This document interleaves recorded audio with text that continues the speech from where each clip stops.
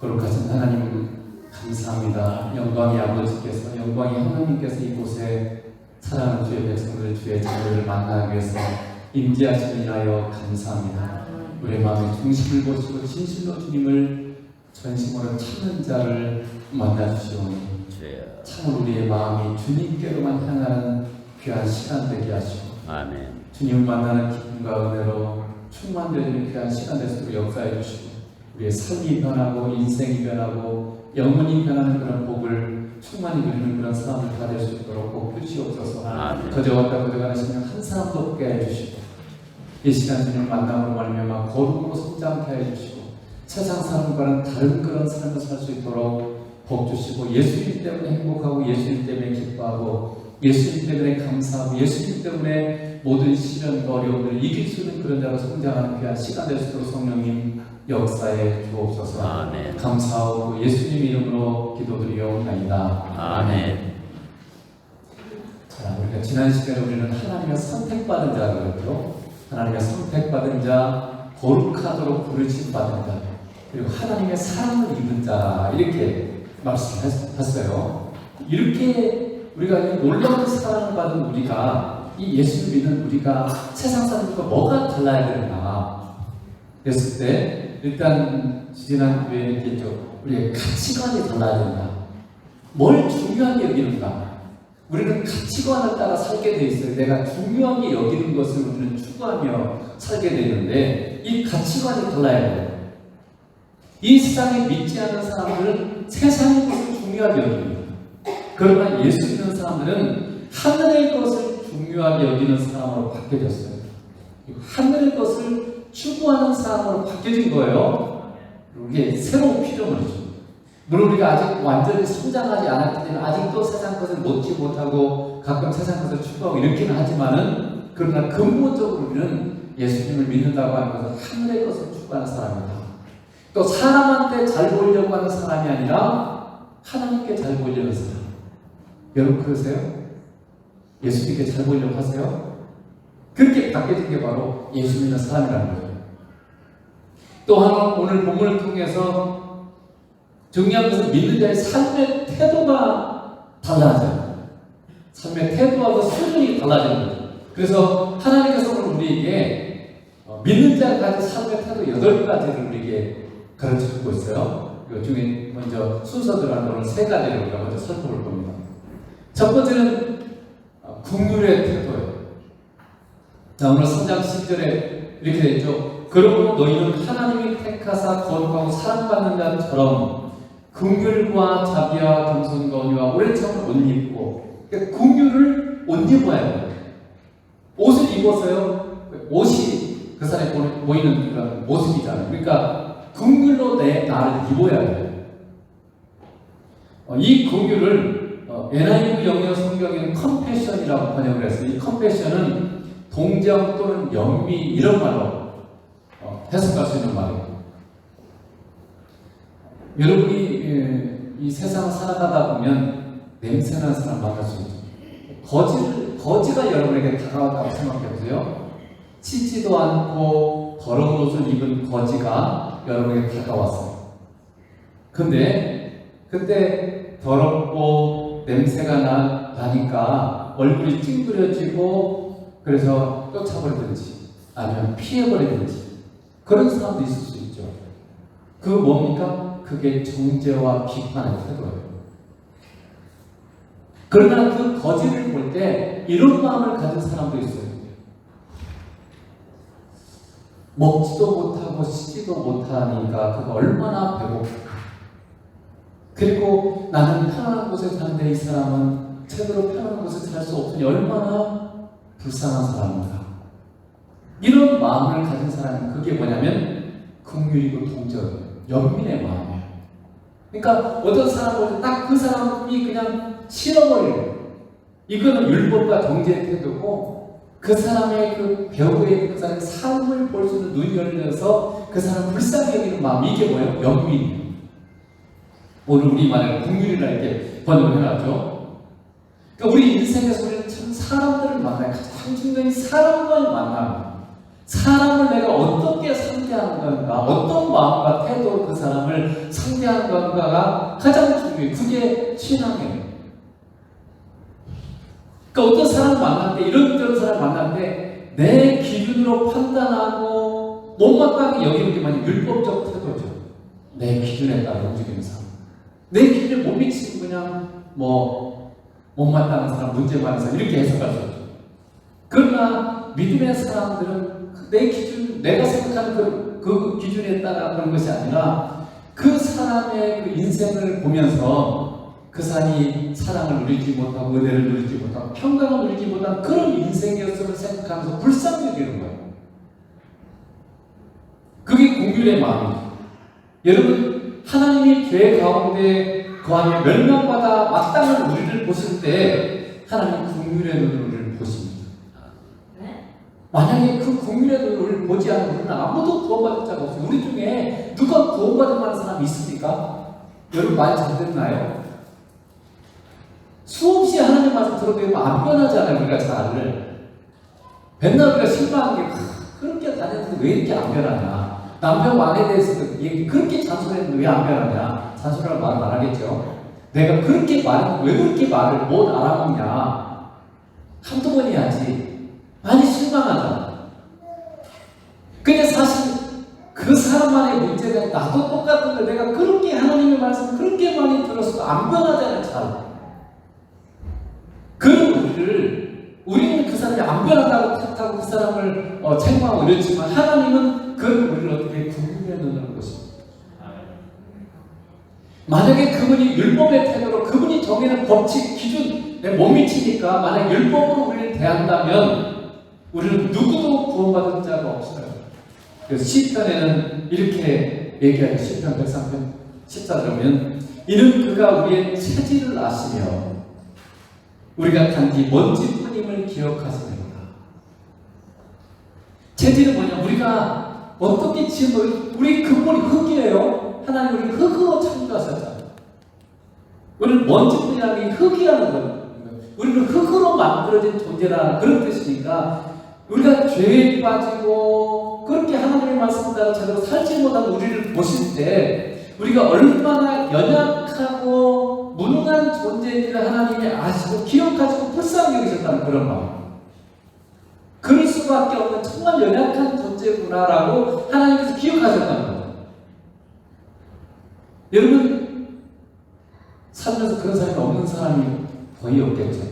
여러분 옆에 보기 싫은 사람 있습니까? 마음에 들지 않는 사람 있습니까? 만약 그렇다면 왜 그럴까요? 여러분 생각해보세요. 왜 저 사람이 나한테 마음에 들지 않지? 왜 저 사람이 보기 싫지? 근본으로 여러분 계속 따라 들어가 보세요. 주님과 함께 하면서 왜 내가 나는 저 사람이 보기 싫을까요? 왜 나는 저 사람이 마음에 들지 않는 걸까요? 계속 따라가면 뭐냐면요. 내가 생각하는 옳음의 기준이 있어요. 나의 기준. 내 기준이 있고 내 그 기준에 뭔가 못 미치는 거예요. 그러니까 나의 율법의 기준에 미치지 못하기 때문에 마음에 들지 않는 거예요. 예를 들면 냄새 나는 사람, 냄새가 안 나야 된다는 기준이 있어요. 깨끗해야 된다는 기준이 있고요. 행동은 이렇게 해야 된다는 기준이 있어요. 다 기준인데 그 기준에 어떤 사람이 맞추지 못하고 그렇게 행동하면 그게 마음에 안 들어요. 싫은 거죠. 그렇다면 그것이 주님이 원하시고 주님이 가지시는 태도일까요? 만약 예수님이라면 어떻겠을까요? 그런 사람 볼 때 여러분처럼 이렇게 치료하고 마음에 들지 않아 하고 그럴까요? 우리는 항상 주님의 통치 가운데 주님은 어떻게 하실 것인지 물어보고 주님이 대하는 방식으로 대해야 되는 주님 국민의 마음을 바라보시라는 거죠. 이번 주 빌라 모임을 지난주에 했는데 빌라 모임 때 이제 최태성 목사님이 설교를 했는데 그 설교를 들으면서 그런 생각이 들었어요. 성격이 모나거나 문제가 있는 사람이 주님 앞에 섰을 때 나보다 성격이 적을까요? 여러분이 생각할 때 저 사람이 나보다 성격적으로 문제도 많고 흠이 많아. 그러면 그 사람이 나보다 성격이 적을까요? 아닐 거라는 생각이 저한테 돌아왔어요. 예를 들면 분명한 게 있어요. 돈을 잘 벌 수 있는 재능을 하나님 주셨어요.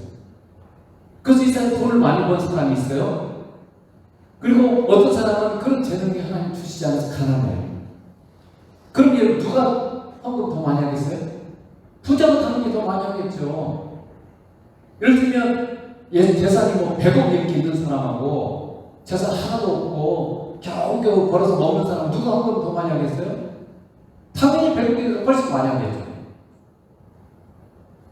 근데 그 100억이 상금을 더 많이 해도 그 사람 상금이 더 많을까요? 아니잖아요. 마가복음 12장 43절에 예수님께서 이렇게 말씀하셨어요. 예수님께서 제자들을 불러다가 이르시되 내가 진실로 너희에게 이르노니 이 가난한 과부는 헌금함에 넣은 모든 사람보다 많이 넣었도다. 그들은 다 그 풍족한 중에 넣었거니와 이 과부는 그 가난한 중에서 자기의 모든 소유 곧 생활비 전부를 넣었느니라 하십니다. 근데 여기 지금 예수님 말씀 이 과부가 얼마 넣은 줄 아세요? 2렙돈이었어요.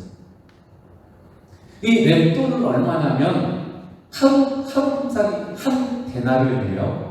한 데나리온에 128분의 1이에요. 그냥 대충 100분의 1이라고 생각해보면 되겠죠.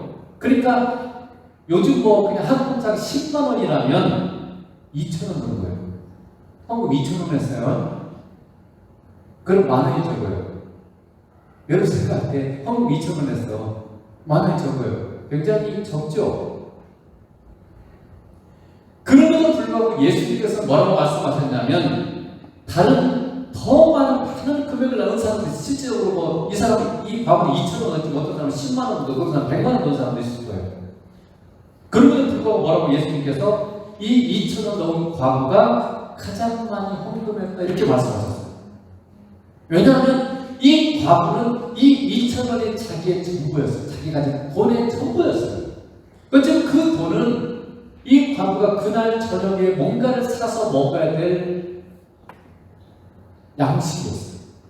그 이전에 들고 나면 먹을 걸 먹는 거죠. 저녁에 굶어야 돼요. 그런데 그 저녁값을 자기가 먹어야 될 저녁 양식값을 넣은 거예요. 그러나 돈이 100억 있는 사람은 100만 원 넣어도 아무런 문제가 없어요. 아무런 그 인생의 어떤 삶에 영향이 없죠. 그리고 여러분 한 사람이 드린 헌금에 대한 정확한 평가는 주님만 하실 수 있어요. 아무도 정확하게 판단할 수 없습니다. 물론 세상적으로 보면 뭐 돈이 더 많은 금액이 있겠죠. 그러나 예수님께서 보실 때 누가 가장 많은 헌금을 했는가 예수님만 아시잖아요. 예수님께서는 우리 모든 상황과 형편을 아시고 우리 마음의 중심을 보시기 때문에 그렇습니다. 마찬가지로 여러분 어쩌면 우리가 미워하는 그 사람보다 어쩌면 하나님께서 나에게 더 좋은 성품을 많이 주셨는지 몰라요. 마치 5달러 받은 사람처럼 내게 하나님께서 성품적으로 충성스러운 성품이라든가 좋은 선한 성품을 내게 이미 다른 사람보다 더 많이 주셨는지 몰라요. 당연히 눈에 보이는 세계에서는 과거보다 훨씬 더 많은 금액을 드린 다른 사람이 더 많이 누린 것처럼 보이죠. 그런 것처럼 내가 싫어하게 보이는 그 모나고 문제 있는 사람보다 내가 더 좋은 성품을 보이겠죠. 그리고 내가 더 나은 사람처럼 보일지도 몰라요. 그러나 만약 그 사람이 과거처럼 지극히 조금 받은 사람이라면 그리고 정말 성품적으로 그렇게 받은 게 별로 없는데도 불구하고 이 정도 변했다면 내가 보다는 아무것도 아닌 정말 조금 변하고 그건 뭐 그냥 내가 볼 때 아무것도 아닌 그 정도인데 만약에 그것도 주님의 은혜로 그 사람이 변했다면 어떻겠습니까? 그 사람보다 훨씬 더 많이 변한 사람. 그래서 그런 감동이 제게 왔어요. 그래서 우리가 얼마나 교만할 수 있고 얼마나 어리석을 수 있는가, 우리가 얼마나 오판할 수 있는가가 깨달아져요. 오직 주님만이 온전히 하시고 주님만이 온전한 심판주이십니다. 그래서 야고보서 4장 12절에 보면 입법자와 재판관은 오직 한 분이시니 능히 구원하시기도 하시며 멸하기도 하시느니라. 너는 누구이기에 이웃을 판단한다. 우리가 많이 판단하잖아요. 이럴까요? 근데 누가 판단해요? 하나님만이, 예수님만이 오직 판단하시는 거예요. 우리는 판단할 수가 없어요. 그 사람의 모든 모르잖아요. 어떻게 자라왔는지, 하나님 그에게 뭘 주셨는지, 어떤 상황을 인생에서 경험해왔는지 우리는 아무것도 몰라. 그냥 내 기준으로 판단을. 그러니까 이게 오판이고 잘못된 판단을 할 수밖에 없는 거예요. 그래서 우리가 오직 가져야 될 태도는 뭐예요? 우리의 이웃에 대해서, 사람들에 대해서 가질 태도가 긍휼과 연민의 마음이에요. 참 많은 어려움을 당했나 보다. 얼마나 인생이 각박해서 저렇게 반응할 수밖에 없을까. 그렇게 어떤 사람은 정말 다른 사람 받아들이기보다 팍 튕기고 막 이런 사람들이 있잖아요. 정말 그 인생이 너무나 그렇게 받아들이는 사람 없이 너무 힘드니까 그렇게 반응할 수 있잖아요. 우리는 모르잖아요. 그래서 우리가 그런 긍휼과 연민의 마음을 가져야 돼요. 그래서 여러분 우리가 정말 기도하는 게 뭐냐면 우리에게 주님의 눈과 마음을 주세요. 우리의 눈과 마음이 주님의 눈과 마음으로 성장하게 해주세요. 이렇게 우리가 기도를 해요. 왜냐하면 우리는 자꾸 내 눈 가지고 내 마음 가지고 사람을 판단합니다. 주님처럼 볼 수 있고 주님처럼 느낄 수 있고 주님처럼 판단할 수 있어야 되는데 우리는 그렇지 않아요. 그래서 여러분이 어떤 사람을 보든지 간에 우리도 모르게 내 기준, 내 생각으로 뭔가 사람을 판단하고 있었다면 이제 긍휼의 마음으로 바라보시길 주님으로 축복합니다. 아멘. 두 번째는 자비의 태도예요. 오늘 성장 10절에도 그때 있죠. 거기 보면 자비라고 되어 있고 영어로 보면 kindness라고 되어 있어요. 우리말 성경은 자비로 번역을 했고 다른 영어 성경은 킹제임스든 NIV든 간에 친절이라는 말로 번역을 해놨어요. 친절이 뭐예요? 따뜻함, 다정함, 호의를 갖고 대한 이런 뜻이죠. 여러분이 일본 읍사무소 갔어요. 읍사무소에 갔든지 아니면 우체국이나 이렇게 공공기관을 갔는데 거기는 직원이 여러분 딱딱한 사무적인 태도로 여러분 딱 대해야 돼요. 그런 사람과 아주 친절하게 따뜻한 태도로 맞이하는 사람을 만났을 때 여러분 어느 쪽이 더 기분이 좋나요? 너무 당연한 거 아니에요? 그쵸? 누가 더 여러분을 존중한다고 여겨집니까? 당연하게도 친절하고 따뜻한 태도로 맞이하는 사람이 나를 존중하는 사람인 거예요. 우리는 누구에게 친절히 대하고 누구에게 따뜻하게 여러분 따뜻하게 맞이하고 그리고 누구를 냉정하게 여러분 대하죠? 생각해 보세요. 여러분 어떤 사람한테 냉정하게 대합니까? 누구한테 여러분 따뜻하게 대하죠?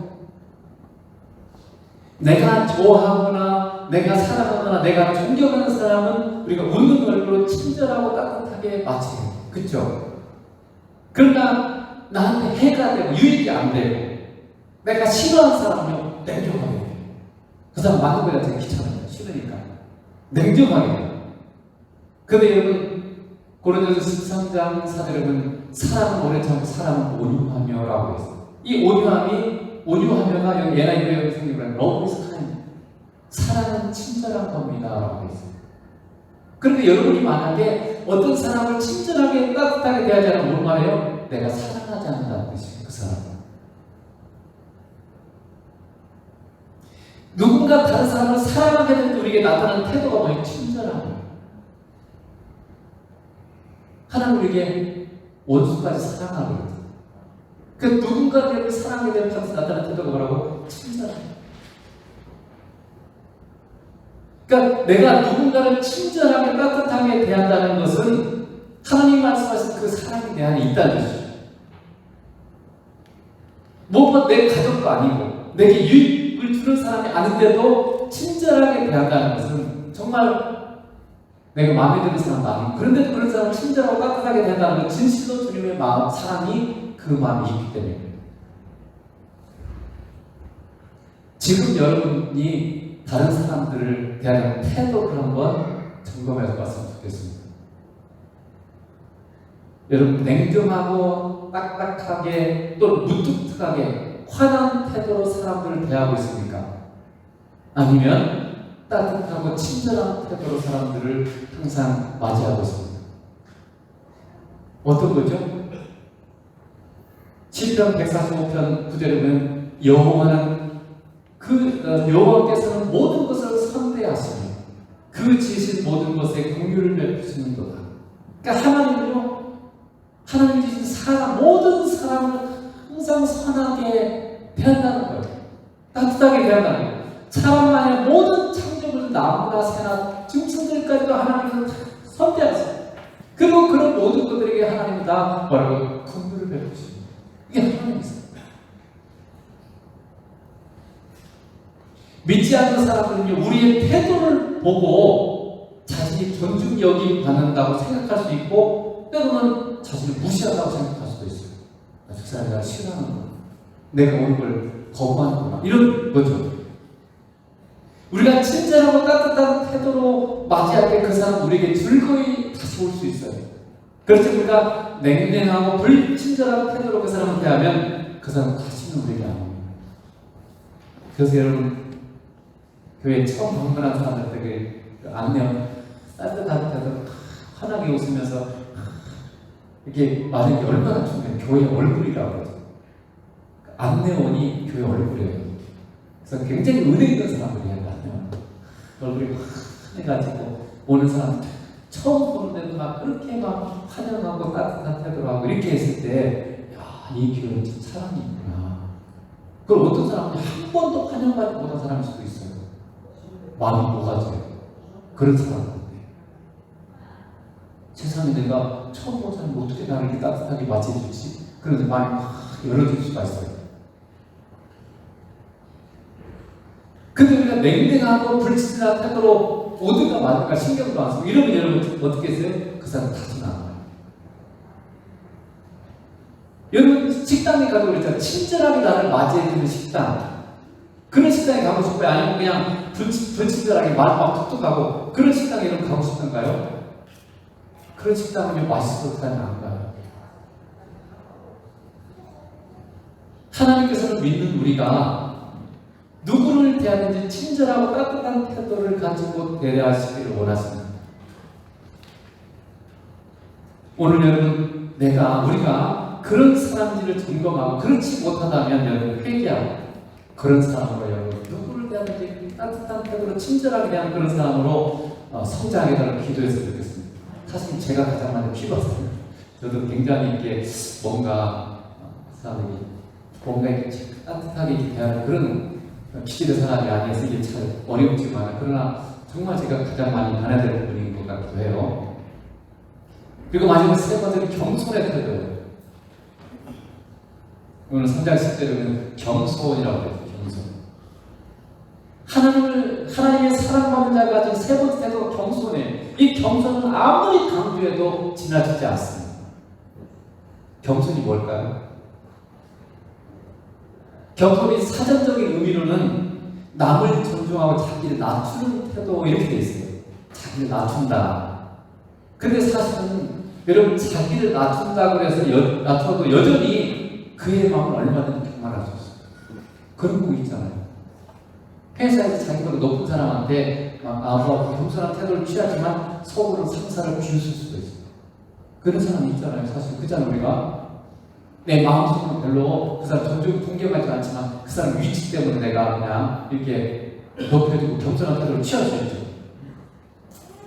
그러면 하나님이 말씀하시는 겸손은 뭘까요?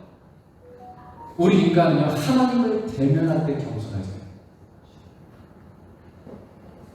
이 동네에서 좀 운동 좀 하는 사람 있잖아요. 축구 좀 홍보해서 좀 한다.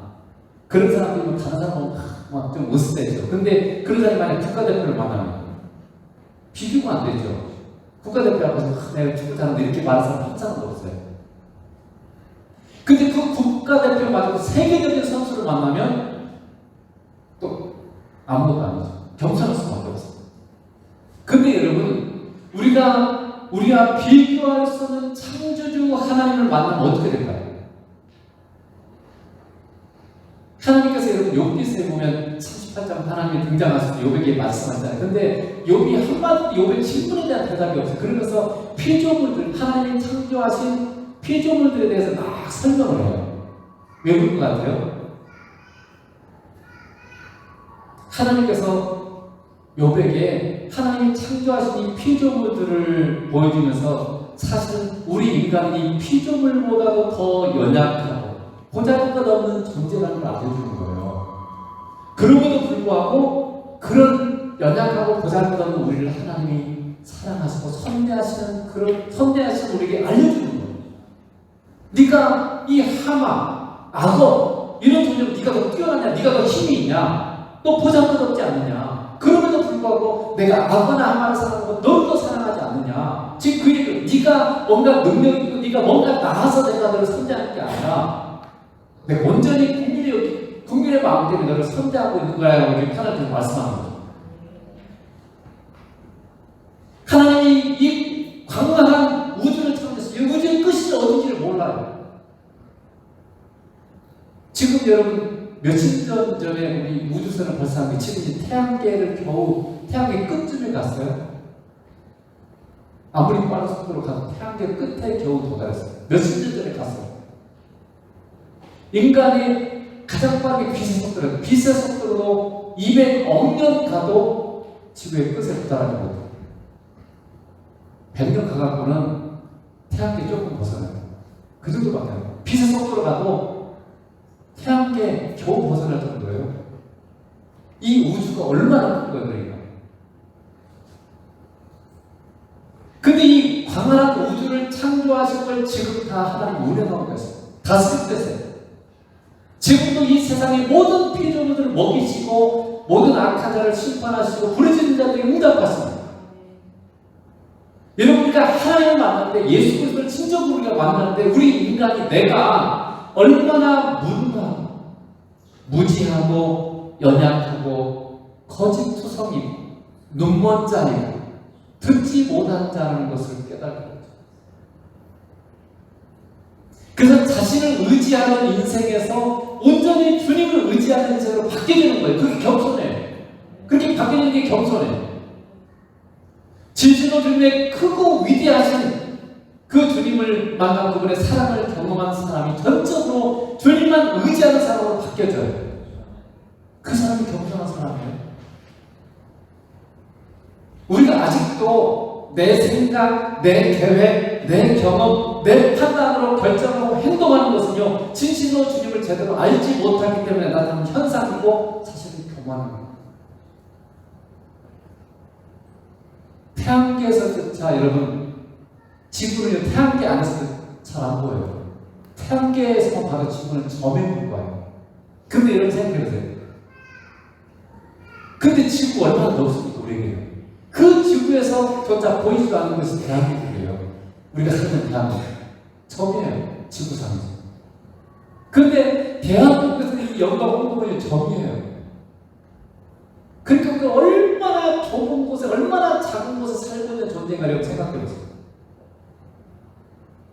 이 태양계 안에서만 생각해도 우리가 얼마나 작은 곳에 살고 있는지 눈에 띄지도 않아요. 근데 이걸 우주까지 만약에 팽창시켜서 우리가 바라보면요, 우리는 어디든지 찾을 수조차 없어요. 이 지구 안에서만 생각해도 여러분, 지구 안에 70억 명이 있어요. 70억 명이 얼마나 많은 수인지 아십니까? 우리가 서울 갈 때 막 사람 많은 데 가면 애들 잊어버릴까 봐 얼마나 꽉 잡습니까? 잊어버릴까?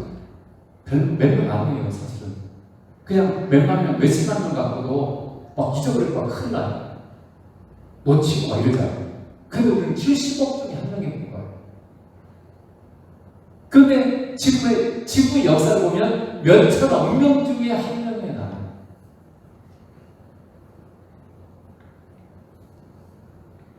그럼 우리가 여러분 크다고 생각하세요? 아멘, 나 대단하다. 우리는 나 중심적으로 생각하고 내가 그냥 세상의 중심인 것이냐 생각하고 내가 모든 걸 알고 있다고 생각하고 그렇게 하고 있죠. 그런 내가 하나님보다 더 크고 하나님보다 더 잘 알고 있다고 생각하십니까? 다니엘서 10장 8절에 보면 그러므로 나만 홀로 있어서 이 큰 환상을 볼 때 내 몸에 힘이 빠졌고 나의 아름다움이 진변하여 썩은 듯하였고 나의 힘이 다 없어졌어요.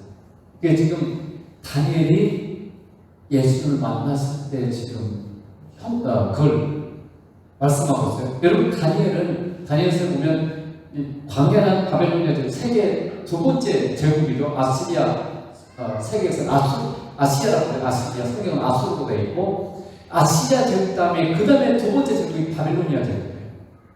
성경이 바벨론이라고 해요. 이 바벨로니아 제국은요, 이게 지중해 연안 국가니까 그 남부 유럽, 그리고 지금의 중동 전체, 그리고 북부 아프리카를 점령한 광대한 나라를 이뤘어요. 근데 그 광대한 나라에 똑똑한 사람이 얼마나 많겠어요? 현자들이 있었죠. 현자들, 성경의 박사들. 현자들이 모여서 이 제국의 황제인 느부갓네살 왕을 이렇게 뒤에서 보좌하고 결정하고 옆에서 조언하고 이런 사람들인데, 성경에 보면 뭐라고 해요?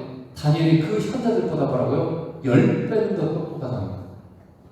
하나님이 함께 하시니까 10배는 더 똑똑하다는 거예요. 거기다가 하나님 이상도 보고 꿈도 해석할 수 있는 그런 능력을 다니엘이 가지고, 그 당시의 세계에서 어쩌면 지금까지 포함해서 가장 똑똑한 사람 중에 한 사람인 것 같아요. 근데 이렇게 똑똑했던 세상에서 가장 뛰어난 사람들 다니엘이 예수를 만나고 나니까 어떻게 됐어요?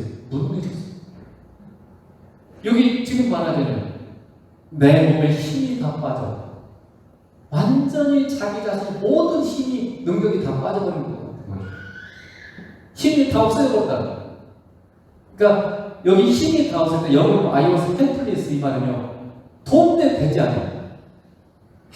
아무런 누구에게도 도움을 줄 수 없는 그런 존재라는 걸 이제 깨닫게 되고 알게 된다, 그런 뜻이죠. 그리고 그의 아름다움, 그의 모든 이 능력들이 뭐예요? 썩은 듯해요. 그러니까 그가 이 놀라운 재능과 이 모든 것들이 뭐예요? 예수를 만나자 볼품이 없어졌다. 그러니까 창조주신 예수를 만나고 나니까 우리 인간이 가장 똑똑하고 뛰어난 사람 예수를 만나고 나자 자신이 가지고 있는 그 똑똑한 재능, 이 모든 것들이 뭐라고요? 다 썩은 듯하고 볼품없고 가치가 없는 그런 존재가 딱 되어버린 거예요. 그리고 여러분, 겸손한 자는 누구냐면요, 범사에 항상 주님을 찾고 의지하는 자. 나의 삶의 모든 부분에서 주님을 찾고 의지하는 사람, 내 힘으로 할 수 없다는 걸 깨닫는 사람. 그래서 하나님께서 우리가 내 힘을 자꾸 사니까 한 번씩 실은 어려움을 주죠. 때로는 심지어는 한 부분을 잃어버릴 수도 있어요. 당연한 것이 내가 갖고 있던 하나님이 어느 날 순간 거두어가면 하나님이 주죠. 알게 되죠. 그래서 그것 때문에 겸손해져요. 그래서 정말 진정한 겸손은 뭐냐면 나는 아무것도 할 수 없는 존재이기 때문에. 사람끼리 보면 꽤 괜찮아 보일 수 있죠. 내가 이 50고 몇 고죠. 사람끼리 봤을 때는. 그렇지만 하나님을 만나고 나면요, 나는 존재, 내가 알고 내가 깨닫는 것은 너무나 태양 앞에 반딧불처럼 있으나마나 그런 존재. 이걸 비춥다고 반딧불, 내 빛이 밝다 이러고 있으면 되겠어요? 태양불 앞에서? 사실 태양을 못 만나서 그런 거죠. 그리고 우리 인생이 그러고 있어요. 지금 내 막 지식, 내 경험을 막 이런저런 계획 세우고 이렇게 저렇게 생각하고 막 그런, 여러분 안 그런 것 같아요. 그런 것들이 바뀌어져야 해요. 이게 겸손이라는 거예요. 모든 것을 점점점 주님에게 의지하고 주님을 찾고 주님의 길을 행하는. 저도 제가 이렇게 보니까 그게 갑자기 생각나더라고요. 내가 많이 주님으로 안 모신 게 많더라고요. 내가 그냥 당연히 이건 유익하고 좋은 거야 라고 생각하고 이렇게 할 거니까 주님 도와주세요. 누가 주인이에요? 내가 결정해라 버렸다고요. 그러니까 이게 좋은 거라고 생각하니까 그냥 그걸 주님 앞에 묻지 않고 그냥 내가 결정해서 주님 도와주세요. 잘하시게 해주세요. 이렇게 하고 있어요. 그럼 누가 주인이에요? 내가 주인이에요. 또 하나, 이 겸손이 사람을 상대할 때는 어떤 모습으로 나타나는 건가? 빌립보서 2장 3절에 보면 예수님의 태도에 대해서 너희 안에 이 마음을 가지라 했을 때 예수님의 태도를 예수님의 자세를 가지면서 뭐가 나오냐면요, 2장 3절에 보면 아무 일에든지 다툼이나 화형으로 하지 말고 오직 겸손한 마음으로 각각 자기보다 남은 자에게. 겸손한 사람은요, 자기보다 다른 사람은 더 나은 사람, 더 좋은 사람을 여기는 거예요. 교회 안에서도 나보다 다른 성도들을 더 중요한 사람, 더 주님이 기뻐하는 사람, 더 주님이 사랑하는 사람을 여기는, 그게 겸손이에요. 심지어 우리 모든 성도 주님이 피값으로 산, 생명값으로 산 존재이고 주님이 진실로 사랑하는 존재잖아요. 우리 모두는 다른 사람처럼, 특별히 성도들은요, 여러분 누구로 돼야 돼요? 주님 깨야 돼요. 죽게 해야 돼요. 예수님께서 여기 지극히 작은 형제 하나님이 한 것을 뭐라고요? 나에게 한 거다. 여러분 주님한테 행복하지 마세요. 우리가 근데 사람으로 보이니까 막 주님한테 행복하고 있어요. 근데 지금 사람한테 하는 게 전부 주님한테 하는 거잖아요. 주님보다 뛰어나요. 옆 사람 지금 주님이잖아요. 그러면 그 사람이 나보다 훨씬 더 놀라운 존재잖아요. 그러니까 우리가 눈에 보이는 다른 사람의 성품, 다른 사람의 외모 때문에 우리가 무시하고 경시하기가 쉬워요. 근데 그런 사람을 주님이 대하듯이 나보다 더 나은 그런 존재로 여기는 그게 뭐라고? 그게 겸손이에요. 여러분 그렇게 하고 있습니까? 우리가 항상 나를 이 하나님의 말씀, 하나님께서 지금 말씀하고 계시잖아요. 주님께서 이렇게 말씀하고 계시잖아요. 내가 지금 사람들을 대하는 연로한 성도들, 교회만 왔다 갔다 하시는 분이 있잖아요. 또는 장애인까지 가던 성도 있잖아요. 그 사람 여러분보다 더 낫게 보입니까? 낫게 여겨집니까? 그렇게 실제로 대합니까? 그렇게 하기가 쉽지 않죠. 우리 육신의 눈이 있기 때문에 이 한계를 벗어나기 어렵고 내가 정말 성령 충만하고 정말 주님 안에 있을 때만 가능한 거예요. 그래서 정말 예수님께서 말씀하신 것처럼 모든 사람 다 나보다 더 나은 존재, 나보다 더 중요한 존재, 더 복받은 존재를 여기시는 그런 겸손한 사람 되게 주님을 축복합니다. 기도하겠습니다.